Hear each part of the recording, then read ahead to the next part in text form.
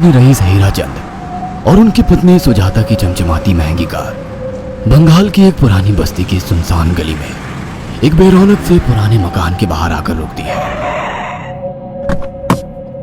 सुजाता, ये तुम मुझे किस जगह लेकर आई हो? ये तो कोई गरीबों की बस्ती लगती है। यहाँ ऐसा क्या है? हीराचंद के कुछ भी समझ में नहीं आ रहा था कि सुजाता उसे ऐसी अजीब सी जगह क्यों लाई है, जिस मकान में दिन में भी अंधेरा दिख रहा था और धुआं उठ रहा था। आप मेरे साथ अंदर चलिए, सब समझ जाएंगे। यहाँ हमारी हर समस्या का समाधान मिलेगा। सुजाता और हीराचंद आशंकित कदमों से उस मकान में दाखिल होते हैं। तभी उन्हें किसी महिला की भारी आवाज सुनाई पड़ती है। चले आओ, चले आओ। हीराचंद ने देखा कि उस मकान के अंदर अंधेरा था। अचानक हीराचंद की निगाह एक कमरे की ओर पड़ी, जिसके अंदर हल्की हल्की सी रोशनी आ रही थी और उस कमरे के अंदर से धुआं उठ रहा था। शायद उस कमरे के अंदर आग जल रही थी। ये किसकी आवाज है?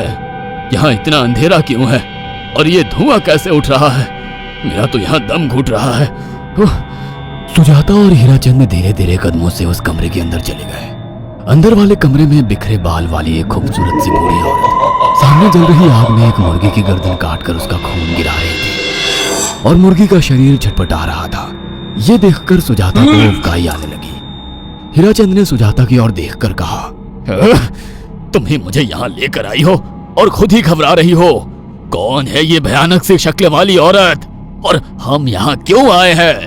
अचानक उस औरत ने एक झटके में मुर्गे की गर्दन धड़ से अलग कर दी। ये देखकर सुजाता के मुंह से चीख निकल गई और सेठ हीराचंद भी सहम गया। वो बहुत डरावना नजारा था। ये अघोरा ताई हैं। ये हमें अपनी काली तंत्र विद्या से संतान सुख प्रदान कर सकती हैं। इसलिए मैं आपको यहाँ लेकर आई हूँ।